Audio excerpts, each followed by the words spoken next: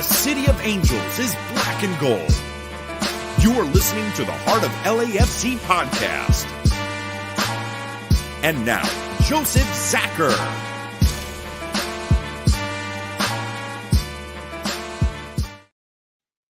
Greetings, Los Angeles. Welcome to episode 318 of the Heart of LAFC podcast. That's right, we're calling this Dog Days because, well, you know, it's Dog Days. Many days together. They're starting to meld, 46 games later, and we're still trying to chase after trophies and do what we do. Another game that we thought we might have got, didn't get. Did get a point on the road, but still want more. No time to rest either, because obviously we're going to be playing in Philly this weekend, so we will cover that as well, among other things, and of course talk about the playoff race without pretty much from the league point of view, standings and all that fun stuff. Of course, we can't get the job done without our crew. We've got Araceli, we've got Tony, and at some point, I think we're going to have Bam meeting up with us as well. Hopefully he makes it on. I know he's in the rush to do so. So let's get after it. Tony, how are you doing today? I am doing pretty well. Kind of a weird tie that we got. As much as I do love the points, this would have been a perfect opportunity to get back into the race for first. Unfortunately, now we have to rely on other teams to take down St. Louis a little bit, and of course us win games. At the end of the day, finish, right? Do the job and you'll get there. And in this case, yeah, we could have totally closed the gap. We didn't close the gap. That now leaves them with a 72% chance of finishing first, and us with, well, not. I think it's 9%. So yeah, the odds are against us now. The rec thing, in terms of schedule, it still plays into our hands a bit, minus the next game. They still have some tough games to go. You never know in this league. It's crazy. We'll see how it works. I do know this. Over the length of the two games that we've played against them, I think we can confidently say that we could beat these guys in the playoffs, that we have the tools to beat them. Everything is in place where if we do what we do and we finish our opportunities, we can get these guys. But it didn't happen for very obvious reasons, and we will go heavily into that today. Araceli, how are you doing today? I'm actually doing very well. Still kind of getting over the fact that one of our former players thought I was from Dallas. But other than that, well, basically to make a very long story short, I went to the Sporting Nashville game yesterday, which naturally Nashville beat Sporting 3-0. But afterwards, I had the opportunity to catch up with Walker Zimmerman, which was great just to be able to see him again after so many years. But his initial reaction was he was asking me how Dallas was, and he more or less thought that I was from there. It was kind of, what? But overall, I mean, it was great to catch up with him and, of course, speak LAFC. So I've had an interesting night. But he figured it out, and he was dialed in after the fact, right? Because he's Walker. Yeah. He's a good guy. We do indeed miss him here. No, he's great. But you know what? He always has nice things to say about the faithful. He always has nice things to say about the club. They still hold us in very high regards. I think they always will. It's a big experience for him. It was a positive experience for him. And at the end of the day, he really didn't want to leave, right? He wanted to stay here, but it just life and football, right? Where you end up. That's just how the business goes, unfortunately, sometimes. And if I could, real quick, I would just want to quickly add in a quick shout out to the Kansas City Monarchs, our AA baseball team, who just won the championship last night for the third year in a row. You mean those guys? Yes. There we go. Monarchs. Baseball fans know the Monarchs historically were the Negro League team in Kansas City, and the Chops were there. They're like the T-Bones, Kansas City T-Bones. They were known as the Kansas City T-Bones up until about 5 years ago when they got renamed to the Monarchs to pay homage to the old team. But since then, as I just said, they've won the championship for 3 years in a row now, which is I don't know if it's unheard of, but for us, it is. I mean, with the turnover in the minor leagues, that's pretty darn amazing because the shift of players each season is massive at their level. Yeah, that's pretty wild to be there. Of course, the big league team connected to them must be very happy, right? To see it keep happening and have that flood of players move in. So, yeah, At least good we for have a them. baseball team that can play. I'll just say that. Hey, we're really good at surgeries and the IL over here. And I don't know. Dodgers are Dodgers. You know, they win championships when there's nobody in the stadium. But, maybe this year. Maybe this year. We'll see. Tony's not a Dodger fan, so he was loving that little bit there, but I'm just messing. It's all good. My dream, and I've told these guys before, my dream is an Angels Dodgers World Series, but as long as Artie Moreno's still around, we know that ain't happening. We'll go from that. I see Bam is in the area. I think he's ready to pop on here. I think he's nodding his head. All right, Bam, you're in. You can't escape. You're on, sir. Welcome, Bam. Afternoon, everyone. I literally woke up like 5 minutes ago. I'm on night shift at work at the moment, so sorry for the tardiness. I didn't get home to about We're 6 a.m. this morning. okay. Your timing's just a little bit better than Mario right now, so it's okay. It's okay. That's really not that hard at the moment. It's good to see that our Dallas friend Araceli is here. Yes. She's now going to be known as Dallas. It's great. It's great. All right. So the crew is here. They're all awake for once. Everyone is somewhat, alive. Some of us want to get off as soon as possible to check out EA 24. Let's not, EAFC's back tonight, I guess, early release, Champions League is back. As of course, you see my LAFC copy jersey today, and it is actually the same color. It's pretty funny. But here we go. We're in the mix. All right. Let's get right to it. We visit St. Louis. I think all of us got a chance to watch this thing. Interesting setup, I would say, by St. Louis. Little interesting setup from them in terms of how they line up. We knew they were going to get a little bit heavier in the midfield, but not as heavy as we thought. We thought they'd have 5. It actually switched up. And something that Philly is actually doing now too, they were playing a 4-4-2, but with a diamond midfield. So basically one of your middle midfielders are attacking set. One is more defensive minded. So high-low basically in a 4-4-2. Kind of an old school formation, kind of a different setup. But again, the way football works, everything goes in cycles. And so that's what they looked for us to try to neutralize Ilie, make it a little harder for him to have guys both in front and behind him, of course, which forces it to an outside game when you do that. Our team, well, let's talk about who was in their lineup because it's interesting as well. Of course, their top 2 guys, they had Adinrian and Klaus up top. So Klaus goes again. Jackson is your attacking midfielder. Vasilev, Blom, and Lovin as their midfielders. You had Markanich and Watts as your outside backs. Center backs were Nielsen and Parker. Goalkeeper, of course, was Berkey. I think the big change that I wasn't quite sure he was going to get the start was Vasilev, but there he was, ready to go and very active in the game.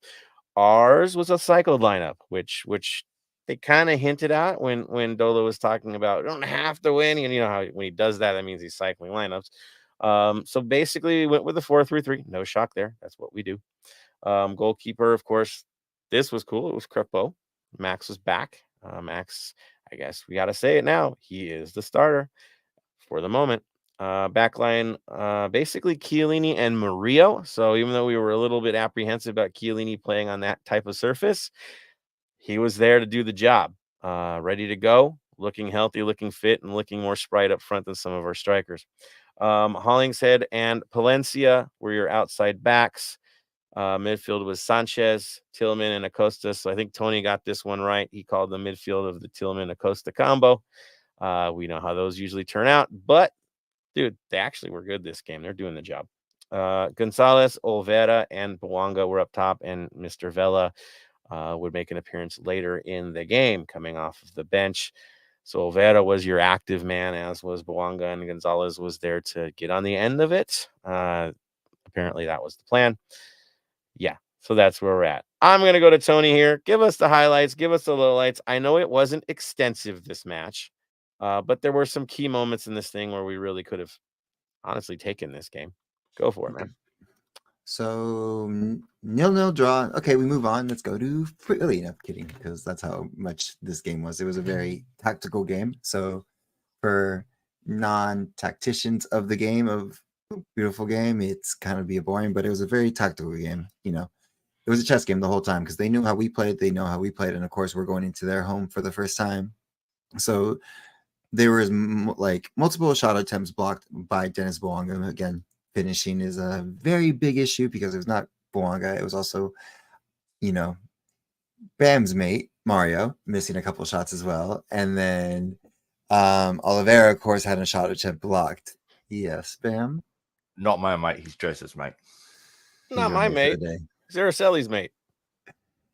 And Araceli's not listening. Exactly, she's not. But besides the point, not to. So Okay. in the first half, it was very tactical, but it was, again, the whole situation of what I brought up last game, even though we did win, was finishing, especially away, which, again, what we have 3 wins away from the bank this season, which is not that great coming into playoffs, because we don't have supporter shield. We are not first in the West, so we probably might have to travel for playoff, and that's not good if we can't win away to get back to defend our championship. So that would be the first half. Thoughts, comments, concerns? I mean, it was a tactical setup. We were playing counter-attacking ball. They tried to take the game to us. I don't think we were at times thinking that was going to be it. But honestly, it was a back and forth. There were times where we were dictating plays. There were times where they were dictating plays. So it was very, very much a trade-off kind of match. Everybody feeling each other out. It felt like a playoff game. It was a grinder, as it should be. I wasn't angry with the run of play. I wasn't bothered by what they were trying to get out of this game. The only thing that, annoys the heck out of me is the lack of finishing. When you have a team like this and you have an opening, you have to get the job done. It's what you're paid to do. And when you don't, here we are. 3 wins all year on the road, right, Tony? That's because you're not finishing your chances. LAFC needs an overabundance of chances to get the job done, while certain teams only need 2 shots on goal to get 2 goals, right? Those are the teams that win in the playoffs. Mm-hmm. That's simple, because the games will tighten. They will all tighten. You will have even shots. You won't maybe get 5, if a team is really well organized. Well, guess what? You've got to finish. You can't waste an open header. You just can't do it. Or you're going to watch the rest of the tournament on TV like they are in Carson. So that it's that simple. Do you want to be that team? Yeah. Get better with your finishing. It's the story of this game. I was impressed by our back line. I was impressed by our goalkeeper. I know he didn't get a lot of saves, but still, managing the game is managing the game. His voice was heard. They were well organized. Were there some dodgy moments? Yeah, but again, this is a proper heavyweight fight. It should be that way. Bam, your thoughts on the game? I didn't see the game live because it was a 10:30 a.m. kickoff and I was fast asleep at the time. So I saw some of the highlights. And going by what everyone says on Twitter, it was a tactical game. To get there with a point, we should have done more, but it is what it is. We just got to move on. Yeah, simple as that. You lost the opportunity. Araceli, your thoughts? So I didn't get a chance to watch the match either because I was at the sporting game and both games were running at the same time. But like Bam said, just looking at everyone's comments towards it, and even like right now I have the stats up and just looking at the stats, I can easily see how this match was a little back and forth. What I was impressed by, and the one highlight that I did catch, was Chiellini's bicycle kick. That would have been great if it actually made it in the goal, but otherwise, I don't know if this is just me, but I'm glad that they at least escaped with a point, considering how dominant St. Louis has been this season. Well, they have been dominant, but not in this game. There were stretches they had opportunities, right? I mean, they had the 4 on goal, but real scoring chances, I thought ours were more threatening. we had the bigger openings in this game. We just didn't take them, and we can hem and haw about the performance. At the end of the day, you went on the road to a madhouse, right? I mean, it is their home. They're dominant at home. And you put yourself in a position to actually take 3 points, which that's kind of hard to do against St. Louis, and you did it. And you showed at times that you were the better side, that you had more quality. It came down to the finishing. That can be improved upon, right? It does hurt, though. I will say this. I'll be that guy. It hurts a bit, though, when our guys don't finish. And on the same night, we see guys like Chicho get one. We see Rossi get one. We saw Poku get one on the same night. I think even Baird got an assist. Like, all our formers are doing something and our currents are not. I did watch that. I did see that, and I got to take note of it. So that's my thoughts on the game. Is again, you did what you had to do, except for that one important thing: put a ball across the line. Tony? Yeah, that's pretty much it. Like I've been saying since the beginning of the season, it's like finishing is a big opportunity that has not been capitalized on. And how many? I feel like I'm talking in what season 4 of how many points we would have if we finished our goals. And it's funny I'm saying this when we're actually in the playoff race. When last time we were talking about this, we were battling for a final spot. And with Mario is just what, one goal in the past 6 games is what is this is six games? One goal, 2 assists, I think. Yeah. So right? that's almost. I was having a conversation because I was at the Lucky's watch party at this because I was with Tila in Pasadena, and he's borderline almost to Brian Rodriguez levels where like everyone's saying, well, he's not Brian Rodriguez. I'm like, well, yeah, Brian Rodriguez would score, but this is how he would score. It's like every 5-10 games, he would score one and then be oblivious. And of course, it's just like the other thing that doesn't make sense as well is like we also got lucky. Let's be honest. We got lucky. We got 1 point out of this because VAR saved us on a handball. You know what I mean? Watching the replay, you know that wasn't a handball. You know the rule of the handball. Nonsense call, man. Yeah, exactly. Yeah, it was nonsense. So luckily we got the VAR call. They look at the booth and it was not a handball. So we got lucky that we got saved for once by VAR and the refs. But on top of that, like again, we can't keep going like this moving forward with the final games. Like we have what, 2 more home games, so technically 3 more home games, but one doesn't count towards the season, and then the rest are on the road. So it's going to be what we either get second or first, and that's the whole thing. Is like we would have been in second right now with a point behind them. Well, it's tough. Like we've dropped down to 3rd place, and I'll just break it down now. Okay, we've played 29 games. So we still have that game in hand. St. Louis is in 1st place. They have 50 points. Then you go 45 points to the Sounders, and then us at 44 points. Below us is the Dynamo, who nobody wants to play, at 43 points, and they are surging. They are definitely surging. The Whitecaps at 28. We're sorry, at 41. Blah, there you go. Salt Lake at 40, Earthquakes at 40, Timbers at 39, Dallas at 38. So the last play I saw is 38 points, and we're at 44. That's not far away at all. So this league is, and then of course the last guy's out right now who completely blew it in Carson. Like that was talk about a crater. Minnesota United sit on the outside and is at 37. Sporting KC is at 35. Austin is at 34, and the Galaxy are at 33. And then the Rapids, who are first in the MASL, I don't know. They're not even playing in this league anymore. Supporters aren't going. Owners threatening to pull the World Cup. It's great. It's good. Great show up there, man. Great show. But that being said, everybody's within range. They're 30 to 40 points, mid 40s, like mid 30s to mid 40s. I mean, that range is so tight in the West that I mean, if we tank, there is a slight percentage we could miss the whole show. I think our percentage of missing is like 1% because of the way the schedule plays itself out. But you still could be a low seed when this is all said and done. And now you got to rely on road games that you just haven't got the job on. Like, it just hasn't happened. In terms of remaining schedule, let me pull this up here, a little bigger screen. There we go. All right. So again, the Union, who are 14-8-6. Real Salt Lake, they're 11-11-7, but that's Chicho land. And I'm sorry, but you know what he's going to do against us. Then you've got Minnesota United. I know we've shut him out. I know this, guys, but still. Minnesota United, 9-10-10. They're desperate to get in.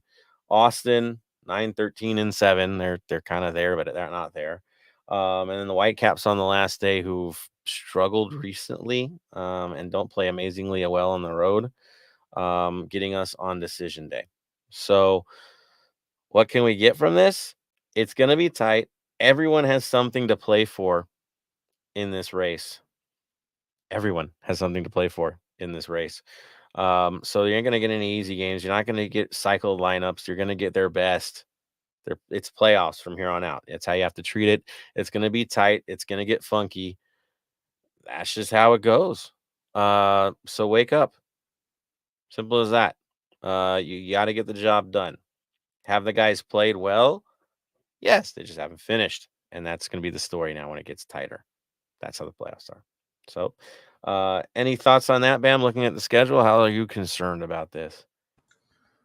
I'm concerned at all of them because we're not firing. We're not scoring goals. Like, yes, we had a good 4 goals against Carson, but, you know, before that, we'd scored 2 goals in 3 games, and that's just not good enough. We need to keep scoring goals. That's the thing.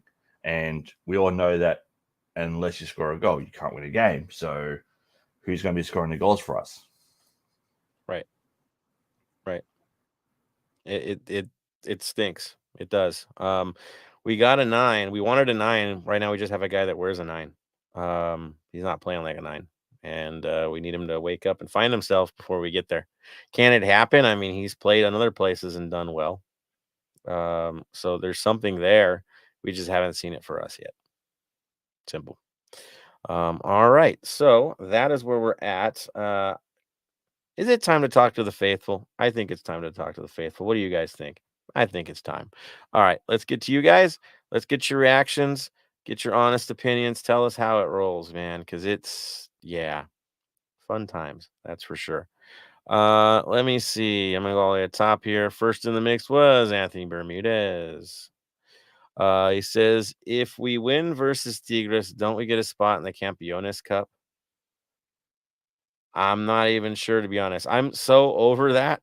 Like, I'll be honest. I think it feels like it's more of a distraction. That's going to be the cup we're going to hang our hats on. Like, man, after all this year, feels like a distraction to me. Tony, where are you at on this, man? It's a distraction, but we have to win it. I'm sorry to say, like, we've already thrown away Champions League, US Open Cup, Leagues Cup, Supporter Shield. So we need to pick up one and then go focus on MLS. Because again, this is still a revenge game against Tigres at the end of the day. And we have to do it, but it's just, I don't know if we get I'll look it up right now and see if we get a bid into the Champions Cup, but at the end of the day, we need to get at least one. Yeah, but I'll look it up. It has any connection. It's a money cup. I don't think so, but we'll look it up for you guys before we get out of the comments. We'll get your answer there. Yeah. Let's see. Dave Gomez says, "Hola, LAFC familia."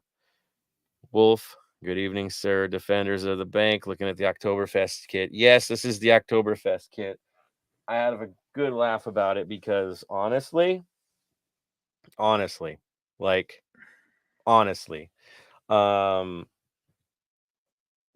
wonder where they were inspired. It's pretty funny, but I dig it. It's cool. I like it. It's got flowers instead of smoke, and the numbers are really cool on this one because it's actually got the flowers and the numbers too. So it looks kind of cool. Thank you, defenders. Let's see. Dave Gomez says the Chilena by Chiellini was insane. 39 years. What? That dude, I swear, he looked ageless in this game, and he was up to no good a lot. I do like it when Chiellini gets into shenanigans. I love shenanigan Chiellini. He's the best kind of Chiellini when he gets into it with these guys in tight games, and he's totally like, "Oh yeah, cool, cool, cool," and then the next thing you know, you're on your butt. It's great. I do love the way he approaches the game.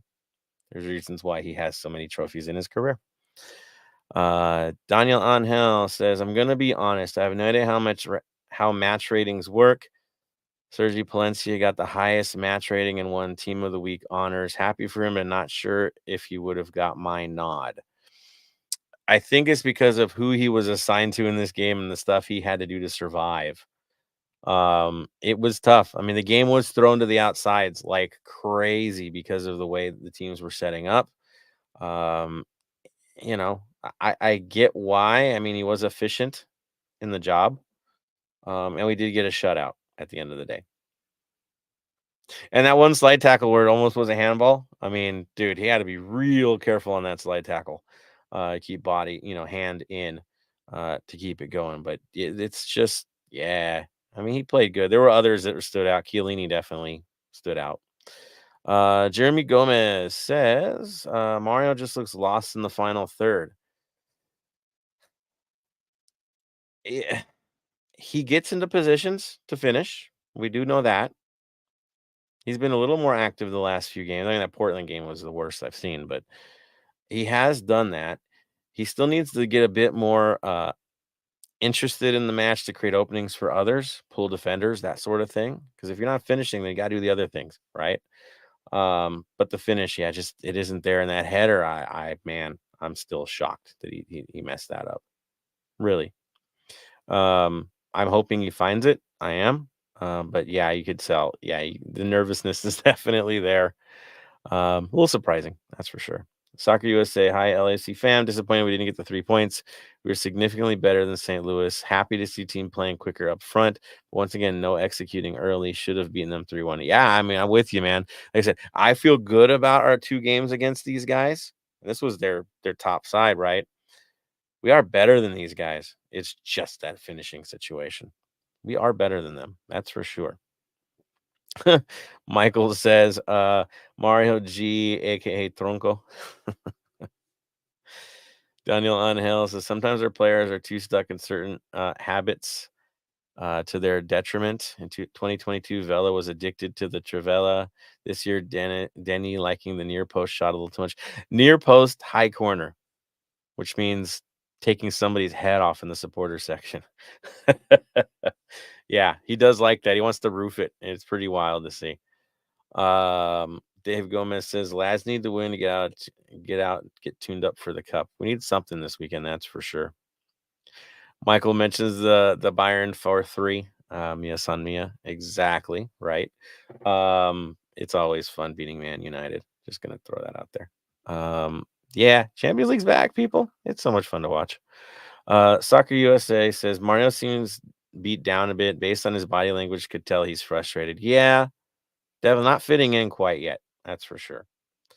And you're right. So, the Philly game is a must win at this point. If we're going to be in the race for it, you want to be a high seed, got to get your points.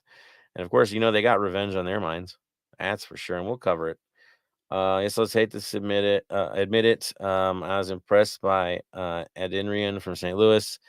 The way he got by Murillo and kept his pace as Murray was full pace was impressive. Kid's a beast. Yeah, I will say this about St. Louis. They had their chances. They are an amazingly good team for an expansion team. Pretty wild. I don't want to take anything away from them because honestly, if things play out the way they should and these guys do their jobs, this is your Western Conference final. I don't see it any other way unless we get stuck earlier together. To me, these are the 2 quality sides of the West. I don't think it's an accident they're in first place, not even remotely. This is where they belong. They've earned this place. They are a good side, but we're the defending champions and we should be there too. It should be us 2 going at it. It fits. It makes sense, especially looking at the rest of the West. These are the 2. They should be the 2. Daniel Angel. I thought it was weird that Sergey played on the left and not Hollingshead, but I guess it's good development for versatility's sake. So the last time we saw Sergei Palencia doing this was against Monterrey, right? I think. Am I wrong on this, guys? That was the game where he got the own goal, and I was on the left side. I think what's happening is Hollingshead is now playing better as a right back than a left back. I think that's what he's creating a lot more. He's getting his goals from that side. It's just he's been so good at it that it's like, why move him out of it? I know his traditional position is the left back, and honestly, in his younger years, he was a striker, but whatever. Mr. Versatile. But right now, he's just getting a lot out of being a right back. So I think he just wants the best guys in the best positions and felt that was it. And Palencia, yeah, he's versatile. So yeah, definitely. I will say this: we did definitely miss Palacios in this game, but again, they stepped up on the outsides. So it's nice to have the depth. That's for sure. All right, guys. Thank you for the comments. Well done, all of you. All right. I guess it's that time. It's community news. It's what we do. Let's throw this to Tony because I'm betting there's some viewing parties to check out. And I know a massive one coming up. So have fun with that one, man. Go for it. So the massive one is another one again at the Pomona Theater. Free entry, family friendly, food and drinks, and it will be with D9U, Empire Boys, Crew, Inland Empire, and Pomona Casuals. So there's that one, of course. Black Army is having their own watch party as well at SoFi. Not that SoFi. It was called SoFi. Yeah. SoFi soccer. Yeah. Goals, SoFi. I don't know. I think it's SoFi these days. Yeah, it's SoFi. It's SoFi soccer in West Covina. 699 South Mariguna Avenue, Covina, California, 91723. Start time is at 3:30. Kickoff is at 4:30. All ages are welcome, and outside food is okay. So that is all for those parts of community news. Of course, make sure you also donate to the Mo Facio Futsal Court at lafc.com/mo-facio. Donate whatever you can. Let's get this court built already so we can have our supporter shield there instead of SoFi soccer. So I just had to say it because I just like saying SoFi and it's not really SoFi. Yeah, I know. SoFi. I will say this: I'm pretty familiar with that location. Team I coach, we tend to train there. It's gonna be fun. Bring your boots actually for afterward. I believe we can actually do some kick around. So, just saying, it'll be fun. It'll be fun. This is not part of club and community news, but I think would probably be more community-esque and ripping away dreams of Los Angeles having, as we mentioned earlier, a World Cup games here. If you haven't noticed in the news later today, I don't know if Bam was awake to see this early enough, but Cronkite or Crony, whatever his name is Crony.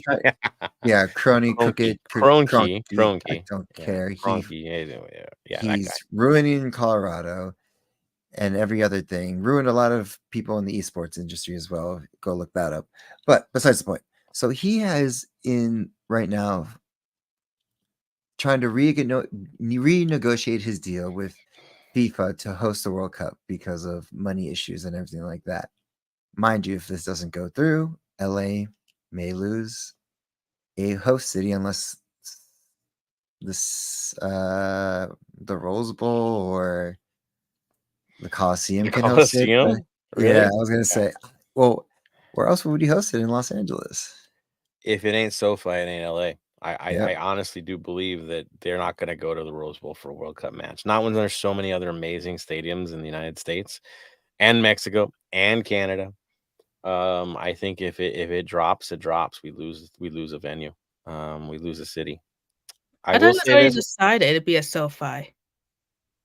Yes, that's the problem. It was decided, but now he's so what's happening is actually several stadiums, several venues are complaining with FIFA right now. it's deeper than our own, but ours is the first to say, well, we'll just not do it. Like to go that far and publicly say, like, well, it's not a good deal for us. I guess the numbers don't add up for what FIFA wants them to do to get ready for it, which costs a lot of money to set up. Their payout ain't equaling it, you know. So, but this is a FIFA thing. Like, it's very common for venues and cities to lose a ton of money when FIFA comes to town. But you know, the profitable World Cup is the American one, like in '94. So yeah, the numbers just aren't adding up for some venues, and so they're questioning it. And the current owner of SoFi is like, well, if it's gonna hurt me, I'm not gonna do it. It's that simple. So it's a negotiation. That's what it is. The fact that it's come out publicly tells me the negotiations is not going so well. And you're trying to use the public interest to throw the levers here. So we'll see what happens. At this point, we're all pawns in this game. We just watch it. We'll see what happens. What we do know is this: if it gets played in LA, it's going to be super expensive and maybe cheaper elsewhere. I don't know. We'll see what happens. Bam, what do you think, man? As much as I want to say, turn around and go, don't host it. I want you guys to host it so I can come over and spend some time with you guys and all that kind of stuff. But at the same time, it's like if you fight back too hard, there are a lot of Middle Eastern countries that can get it done like that, and they will move it if need to. Well, it's just a loss of one city. Look, Chicago doesn't have any games. Vegas doesn't. They don't have any games, right? Nope. Did they lose out in that beautiful lost stadium? out. So there's two venues right there that'll be like, hey, and Washington, D.C. got left out this time. In a World Cup in the United States, the capital doesn't have a game. So there's three cities that'll be like, hey, if you don't want it, we'll take it. That's the thing about the United States. There's venues everywhere. But you also look at it too, is that they've already reverted from the groups of 3 back to groups of 4, so they don't need the stadium. No, they can adjust. They can adjust games. Yeah, you know, in Canada, it's got hardly any games. So, I mean, you could go to Vancouver and put a real grass field on that jacked up one they have and go for it. I mean, again, they don't have to be in Los Angeles. They want to be. It's a marketing mecca. I mean, they were using it for everything in the preview for this. It's kind of embarrassing if it doesn't happen, which I think is why they're using the actual "we'll walk away" as leverage, because that's rather embarrassing for FIFA. I mean, they use the Griffith Observatory for like the big unveiling event, right? I mean, then you're gonna leave LA. We'll see. We'll see. I think at the end of the day, it'll all get figured out. People will get right with the money because that's how it always works. Certain concessions will be made and they'll play it. It'll happen. It isn't going to end. I don't think so. It's just let the drama be the drama. Again, I wouldn't focus too much on it. Honestly, for this World Cup, I'd actually probably want to go to Mexico for some games. It'd be way more fun. But that's just me. Yeah. All right. What else we got going on here? I guess we're good with community. We're all set. All right. You know what that means, right? Can I chuck something out there for community? Just go for it. Something a little bit different. Obviously, Joseph being a teacher, he knows the history of the Marshall Islands, on how the US absolutely destroyed them with nuclear testing and all that kind of stuff. They were the last nation not to have a national team. Plain and simple. They're the last nation to have a national team. Over the last year and a bit, a couple of guys from England have started working with the Marshall Islands and trying to create a national football team for them, and they have succeeded with that. They're actually going to be playing in a couple of games against other island nations in the Pacific's coming up soon, and they recently just dropped this absolute beautiful kit for their first ever kit. It's an amazing kit. Wow. They've done a reversible bucket hat with it too. I brought one the other day, and if you are looking at wanting to support a new nation coming up, definitely go for it. I've posted a link in the chat where you can go buy it. It's an amazing looking kit. So, look, they're a small nation. They're not going to win the World Cup next year, or in 10 years' time. But they could walk through Oceania and get to the World Cup quite easily. So definitely go check it out and do some research on them. They're it's an amazing thing to get behind. So definitely go for it. I mean, one kid in there, you got one better than the United States since '94. Since they got a Nike. Just saying. I'm jealous. It's a nice kit. Looks good. Yeah, dude. So much are they charging for that? They're already selling them? You can buy them right now? Already selling. I got that in a bucket hat, including shipping, was about £80. Dang. That's a lot. It's Yeah, like more than a shirt. £80. Yeah. What, £80? What's that? About $80 US? Yeah. We're about even at these days. So that's wild, man. All right. It's cool. I mean, I guess it's not easy to ship from there. Okay. I get it. All right. Cool. No, it's an amazing thing. Like, they're looking at doing some trainings and picking players that live in the US because a lot of the dispossessed people from the Marshall Islands live in like Arkansas and all those areas. So that if you've got anyone with some Marshall Island background, definitely try and hit them up because you might be able to play national for them. I mean, look at the Philippines national team for the Women's World Cup. How important it was to find, players that were kind of spread all over the world, and it paid out mostly from the United States, right? But if it works and it's your background and it's your family, it's your lineage, why the heck not? Right? Go for it. It's a huge journey. So I would do it if I was connected, right? I mean, why not? It's cool. Yeah, All right. definitely. Thank you, man. Good find. Just going to go with Soccer USA. I will not do that to them. That's just too harsh. That's too mean. What? Nominate Greg Bolter to move to the Marshall Islands to be the head coach. Holy moly. Yeah. I have a joke I will not say. It's just wrong. So I'll just leave it right there. He already knows what I want to say. I'm just going to let it go. All right. Let's move on to the LAFC 2 update. Araceli. Before I get straight into LAFC 2, I want to give a special shout out to one of the biggest LAFC fans, a young striker coming from the west side of LA. He recently made LAFC's under 15 roster last week. So we just want to send a huge congratulations to him and look forward to his growth in the academy. And who knows, maybe he will be playing for LAFC 2 one day. But other than that, congratulations, Diego. And we can't wait to see what you have in store for the future. Now, on to LAFC 2. I kind of recapped the game in our last show of how they defeated Portland 4-0 for back-to-back wins.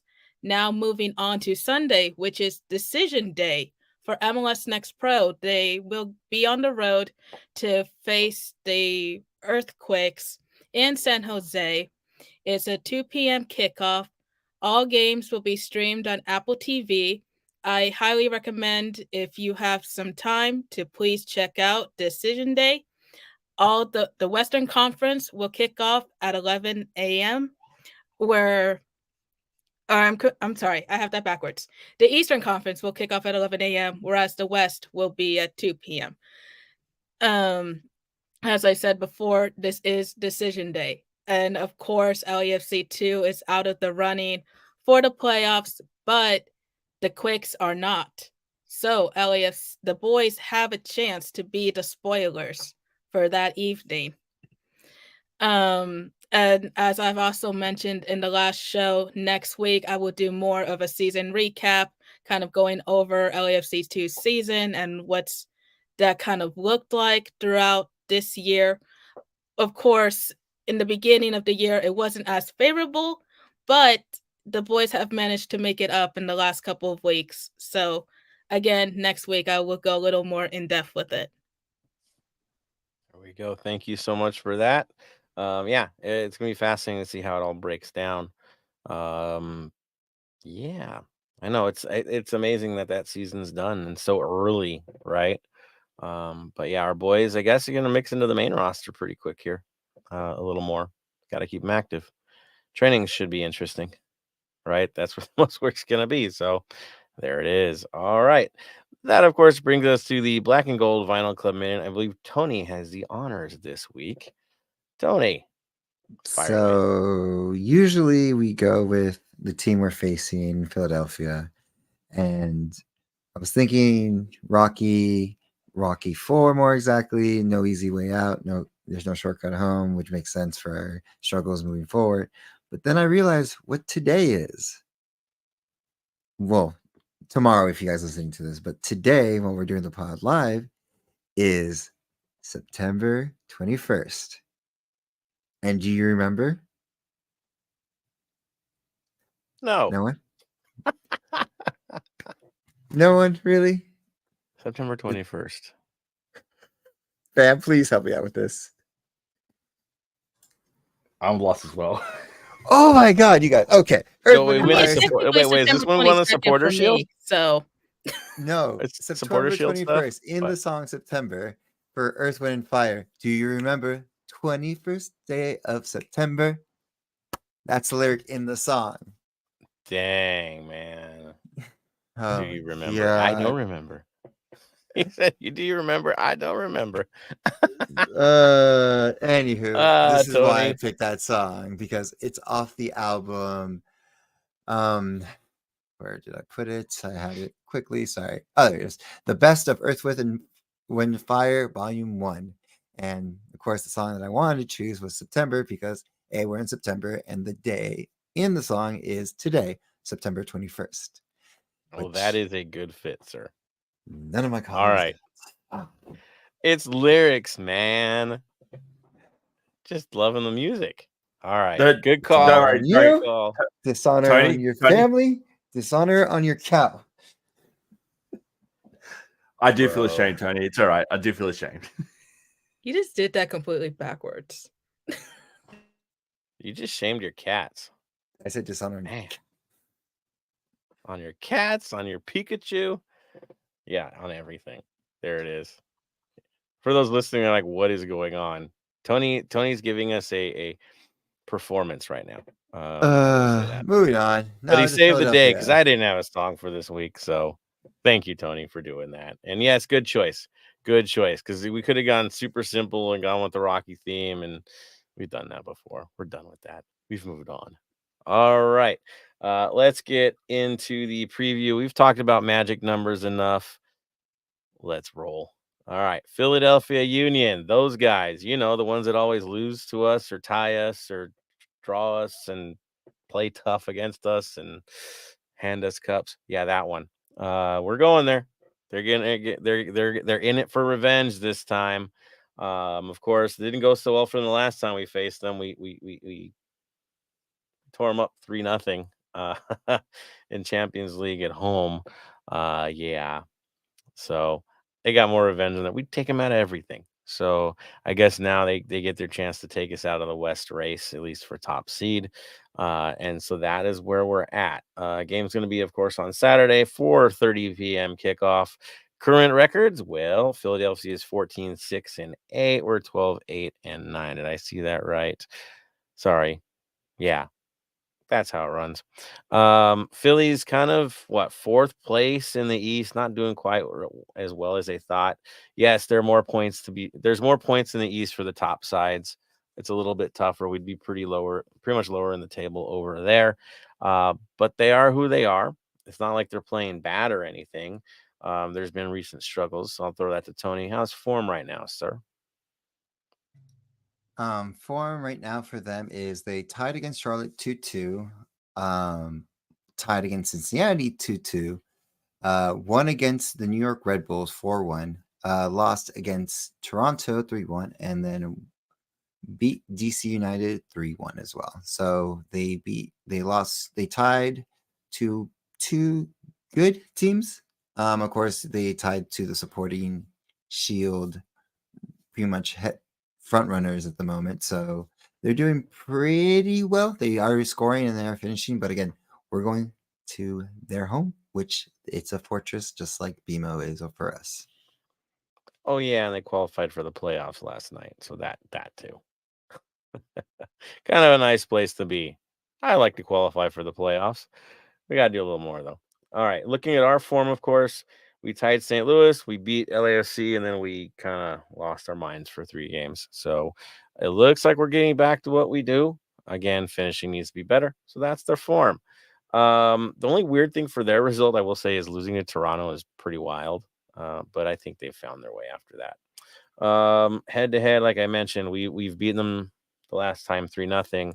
Before that, of course, we all know we tie them. Penalties decided one of them, but it's always a battle with these guys. That 3-0 is a bit of an aberration. That was in May, so it feels like an eternity ago. Team stats, I will say this. Their offense has produced more than us this year. They've got 51-4. We've got 44. Goal difference for us is only 10. There's a 16. They've allowed 35. We've allowed 34, which last year I think their defense was a little bit better than that. So that's, not a big difference there, but they're producing better than us. Now I go to you, Bam. Who's hurt? Who's available? What's the story? For Philly, sorry. They're only missing one player, which is Leon Flash, who's out with a core injury from last game. Other than that, they've got no one on out with cards. We've got everyone back, so it should be the best lineup versus the best lineup. There it is. And so that being said, who stands out the most to you? Who's our biggest threat at the moment? Biggest threat for me at the moment has got to be Gazdag. Plain and simple, Gazdag. Oh, yeah. And obviously Blake in goal, getting past him is going to be hard. So for me, the biggest threat will be Gazdag and possibly Bedoya, who doesn't have any goals yet this year, huh? No.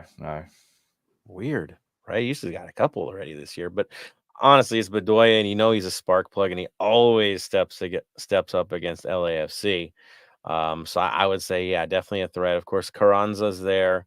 Ure, Martinez. If Martinez, if he's in the lineup, we do struggle with him in the lineup. So if he's available, that's going to be a battle for us. We've benefited when he hasn't been in the lineup. That probably explains a lot of that 3-0 win we just, our last time was because I think he wasn't even available for that match. So, yeah, it's going to be tough. It's going to be a battle. You can preview them to death. We know these guys. Has it gone as well as they expected this year? No, but they're still the same team. It's still the same core.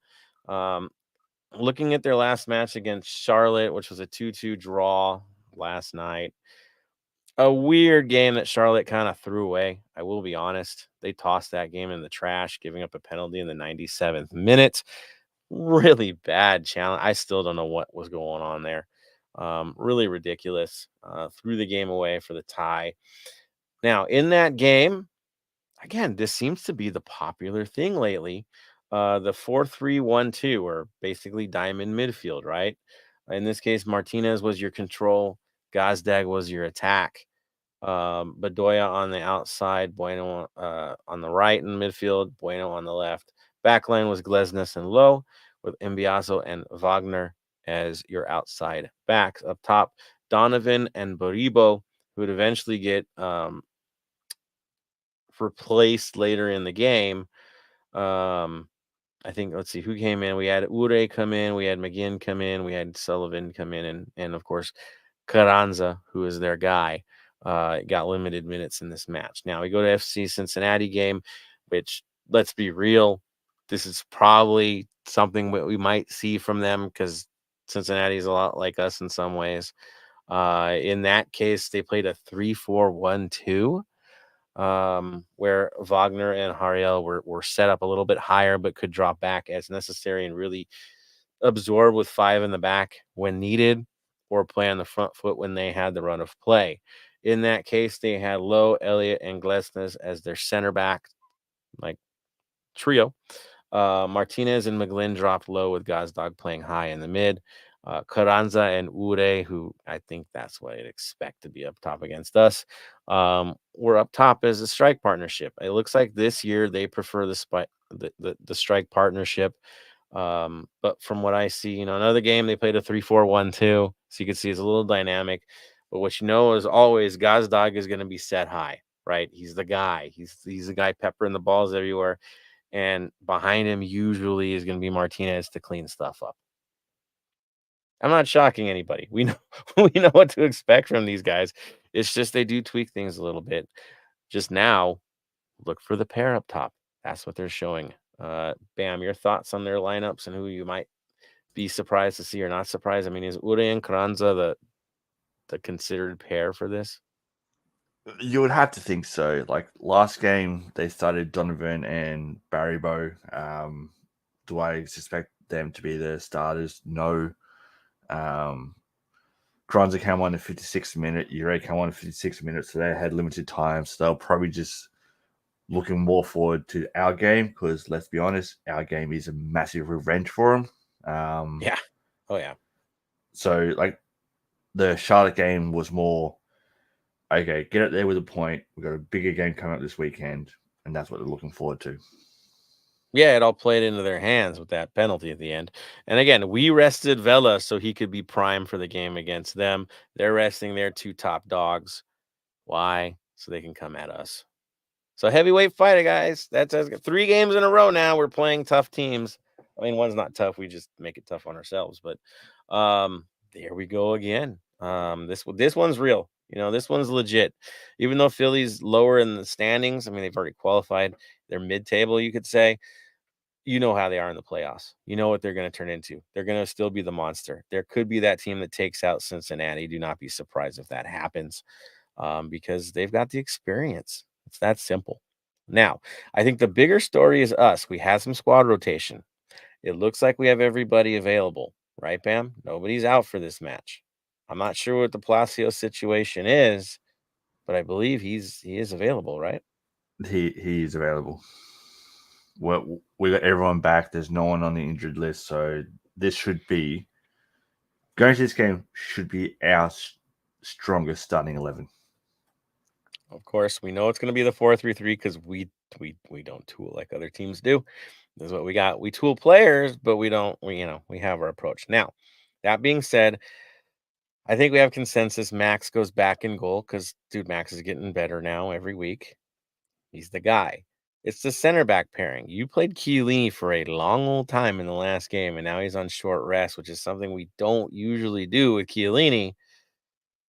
Is this a long Murillo partnership for this, and Chiellini gets the rest this time? I'm going to go to Tony first. Your center back pairing, knowing that Chiellini stuck it out against, St. Louis. I think Chiellini is a kind of a game time decision, but I think he rests, to be honest. It is Philly, and again, we have to look into the future. I know no one wants that Campeones Cup, but that is a very big factor of like trying to get a trophy to LAFC.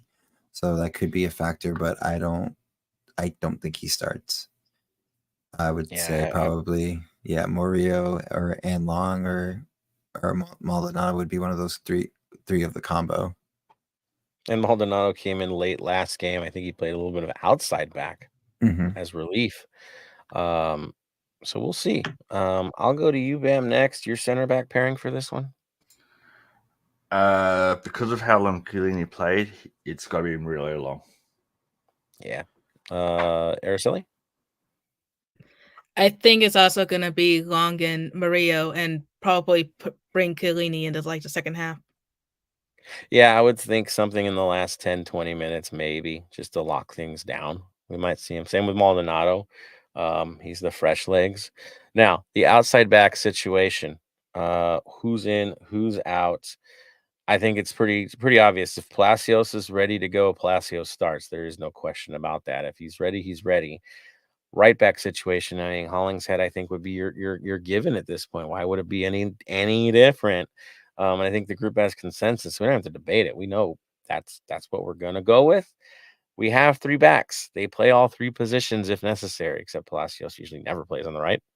right? But he could if he needed to at some crazy point. Midfield, though, is the other story. Last game was Tillman and Acosta, which pretty much means it won't be this game, Tillman and Acosta. The only constant has to be Sanchez. If he's available, if he's eligible, if he's not suspended, if he's healthy, he plays. So the question is, who plays with Ilie in this game? And I'm going to go to you, Araceli, first. Who's your 2 to go with Ilie? I would pair him with Bogusz and Tillman. Bogusz and Tillman. Okay. And Ilie, you're with me on this. It's kind of a given. He's not sitting Oh, out. Ilie all the way. Yeah. Okay. Bam. Your thoughts on your midfield? Ilie definitely, Bogusz definitely. I want to say Costa, but Tillman came off in the 67th minute, so it'll be Tillman. Ooh, okay. Tony? So I would say Ilie given, Bogusz given, and curveball Duenas. Wow, that would be against the experienced Philadelphia Union. All right. Dude, honestly, I missed the kid. Him and Ordaz, it's just been driving me up a wall that they don't get any minutes, like they did something wrong. And don't dog them for that Galaxy game against Pasadena or in Pasadena, because let's be honest, he was playing out of position. He can't be judged on that. I think honestly, because of the way they approach the game and the physicality, I think Acosta goes in anyway, and Tillman comes off the bench. And Bogusz, I mean, to me, Bogusz has been our story of the most impressive, most improved, most promising player so far this year. He really does impress me. He's got to be in this game. We need that fight. Now, up top is the other story, because honestly, Olvera is becoming a real story here, and it makes you ask some big questions. The front 3. Now, Vela played limited minutes as well, so you have to anticipate, for very obvious reasons, Mr. Vela will be in the game. Mr. Bouanga will be in the game. So my question to everyone on this panel, and I will start with Tony first, will it be Mario or will it be Olvera? Who are you going with? And who do you think it's going to be? I would say Olvera, 100%. He saw the 2 different starts in both different games, and at this point, we should use Mario as a super sub and use him as Super Mario to see if he can do something with that until he earns the starting position. He's got to come out with Tanuki tail and all that. All right. Exactly. Nice. Araceli, your thoughts? Who's your front 3? My front 3 would be Bouanga, Vela, and I want Oliveira, but my gut tells me it's going to be Mario. Okay. Why? I don't know. I just kind of have that feeling, especially since he's not necessarily seen as like one of the prime starters, but given the last couple of matches, he's been that choice. If he doesn't start, then definitely a second half sub. Yeah, he gets minutes no matter what. 60th minutes are magic time, right? And if Gonzalez is in the game, he comes out in the 60th for Olvera. I think that's your switch off. I don't see it any other way. So Bam, your final thoughts on your 3 before I go crazy. Bouanga, Vela, and because you got subbed out in the 60th minute, Mario. Yeah, I'm thinking it's going to be the same, even though I really want Olvera in this lineup. I think it stinks that he won't be. Like, I want. You know what? I'll take Buke over Mario right now. Oh, same. Except he was kind of a ghost in this last one, but yeah. He only played a minute, so that's fine. But yeah, no, for me, I want Oliveira. If it's not Oliveira, put in Buke. Otherwise, it's gonna be Super Mario. Yay! Yeah. So my thoughts on why he would choose Mario is the physical side of things. I think he wants a target, and Mario has found a way to get his head on the ball, even though he's done nothing with it. He's still found a way to get open against a big back line, right, for St. Louis. And guess what? You look at Philadelphia's backline and they're freaking monsters, and they're fast, and they're still monsters. I think they want someone who might be able to deal with that. And Olvera, on the other hand, is a smaller dude, while Gonzalez can post up, which is maybe why Tillman might get an advantage over Acosta, because the height situation and corners and that sort of thing. Yeah, that's the only thing I figure is they figure Gonzalez could go more physical, but honestly, I'd rather have the light, fast guys go through and make it life hell for those big dudes. But we'll see what happens. I'll definitely throw it back to the community on this one. Where are you at on this? What do you think? I'm pretty sure I know where consensus might be on this one, but definitely let's go for it. And I think this would be the right time to do it. So let's see where you guys are at on this thing. I'll go all the way back. Oh, this is fun. So 80 quid equals $98. That's from Michael, just so you know. Yeah. That was also that's for a kit, a reversible bucket hat, and posting. The kit itself is just £45. There you go. So plus £10 shipping, so £55. Here we go, Jeremy. He's throwing it out there. With a packed schedule, must-win games, possible rotating squad to preserve legs, what's your thoughts on Fufu getting some minutes? The man needs minutes. Mr. Krastev is legit. He's a legit player, just like Olvera. These guys were good signings for LAFC. How does he not get minutes in this game? I think it would be impossible for him not to get minutes. Will he start? I don't think so. I don't think he's seen that way yet. But you never know, right? As things are needed, it could definitely happen. Soccer USA said he'd love to see Fufu and Kike piece up some defenses. I'm loving these nicknames, man. It's wild. And the fact that we all know who they are already.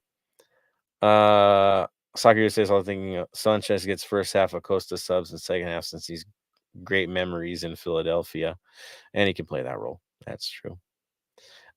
Dave Gomez is on the Kike route. Kike, Denis, and Carlos up top. Michael, not Mike 805, says Hollingshead over Mario is a number 9, which we all know Hollingshead in college played a number 9 role. So he's got the feet for it, and he could hit it from distance. He's done that too. Oh, yeah, he can score on corner kicks too. Wow. Yeah, that is Mr. Hollingshead. Mr. Hollingshead is better than most forwards throughout this league lately. So the argument once again is how's this guy not best 11? Right? Legit. Yeah. So there we go. There are you guys' thoughts right there. We'll see how this plays out. Saturday is going to get real interesting. It's going to be tough.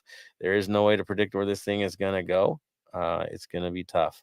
Soccer USA, last comment here. I'll give him the last comment. He says, let's go with our Spanish-speaking defense of Palacios, Moody, Maldo, Palencia, Sanchez. Oh, yeah. Well, Sanchez is Sanchez, right? Yeah. I mean, honestly, Spanish is the second or possibly first language on the field for our boys. Definitely interchangeable. And you throw up Kike up there too, and Vela, like it's just Bouanga going, okay, I got it. I gotta figure this out. And they'll go from there. So yeah. Dude, we'll see. We will see how this plays. Again, rotation is something that is necessary, but man, this is a playoff game. This is what it is. All right. Thank you guys for everything that you bring into this with your amazing comments. Y'all are amazing. Amazing as always. And for those of you traveling to Philadelphia, I'll just put this out right now. Enjoy that city. Get it. Do it. Have a good time. That city is fun. There's a lot of great food to eat. There's a really cool vibe about it. That's one of my favorite places to visit. I wish I could be on the road trip right now because it's a cool place to see. Araceli could probably vouch for me, right? Philly's a nice place to visit, isn't it? Oh, it is. I absolutely love Philadelphia. Yeah. So for you guys going, have a great time. I know the game's not in Philadelphia. It's across the river and through the woods and kind of far away. But stay in Philly. Stay in Philly. Trust me. All right. You know what that means? That's right. Final comments. The thank yous we always give tradition that is. So, final thoughts. I'm gonna go with the last one in, first one out. So, Bam, you get the first nod, sir. For all those that are traveling, be safe, have fun. For those going to watch parties, remember, don't drink, don't drive, don't take other substances and drive. Reach out to your mates. Mental health again. I'm going to hammer it home for the rest of the season and next year and the year after. Mental health, mental health, mental health. Reach out to your mates. Say, hey, what are you doing this upcoming? Do you want to come watch some soccer? Have something to eat. Have a coffee. Just listen to your friends. That's the biggest thing. So everyone that's going out there, enjoy yourself. To watch parties, enjoy yourselves. Let's get the 3 points and let's move on to the next game. There it is. Well said, sir. Especially the guys going to Fox Theater in Pomona. Man, that's like 4 different supporter groups. That's going to be madness in the best kind of way. Have fun there. Have a lot of fun there, but not too much fun. Well said, sir. Next one, Araceli, you were the next one I saw, so you got this. Go for it. I just want to wish safe travels to everyone that is going out to Philadelphia. I've been seeing all of your posts on Instagram all day. Most of you are already made it there. And for those that are still traveling, again, safe travels. I will admit I am very jealous. As Joseph and I were talking about a moment ago, Philadelphia is an amazing city to explore and just, it really has a cool vibe to it. Personally, the best Philly cheesesteak is in Reading Market. I'll just say it as that. The market is, yeah, there's also this pork sandwich they have in the market that's insane. The food is just good at that, right? The farmer's Oh, market that's yeah. downtown. I was Yeah, basically in there that's for like a week straight. You can't go wrong in that market. well, it's a short walk from the convention center. It's practically connected, right? I mean, it's super Mhm. close. That's why. So if you're downtown, it's the place to be. Um, but And then, of yeah, if even course, if the you go to the Rocky famous Steps. ones. You gotta run the Rocky Steps. It's actually Yep. a lot easier than people think. It really is. Yeah, and the museum's nice too. It is. It is for us crazy museum people. And then the city's like a spoke in a wheel. Like it all goes to center. Really Mhm. different vibe. You'll see when you get there. You will enjoy it. There's a really cool German place just really close to City Hall. Just so you know, down there. The That's a great Italian place to get. district, that's just down the street from Gino's. That was fun. Yeah, you cannot go wrong, right? It's Philly. It's You got a really vibe. can't. Yeah, it's beautiful. But So go, go, go.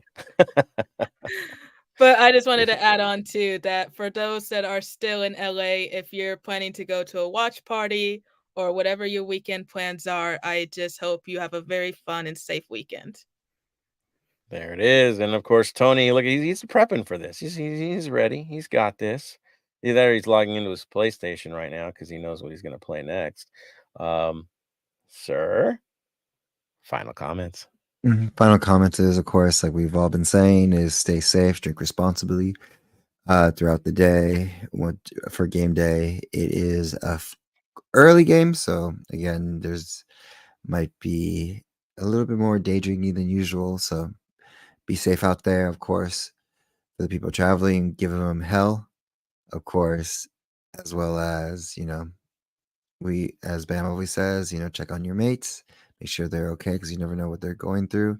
Even if they look fine and it seem like they're posting fine and everything like that, just check up on a little bit because you never know what someone's going through.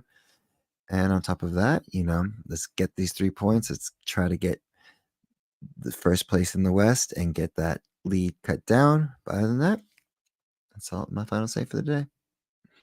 There we go, doing his golden ways. That's what he's doing. All love, Tony, man. Always rocking it. Now, from me, I will say this.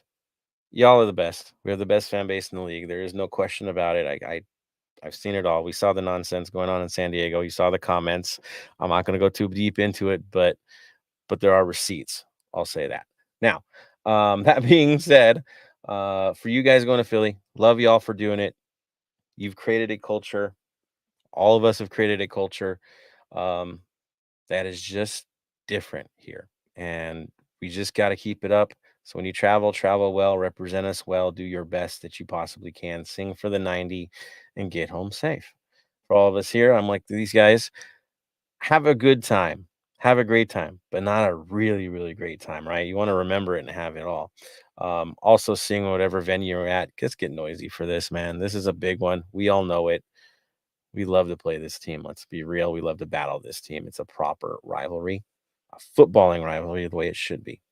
And on that note, let's get to that final word of the day. Tony. No, yeah, Tony, go for it. Stay golden, Los Angeles. Bam. Stay golden. Araceli. Stay golden. And for me, to all of you, stay golden, Los Angeles.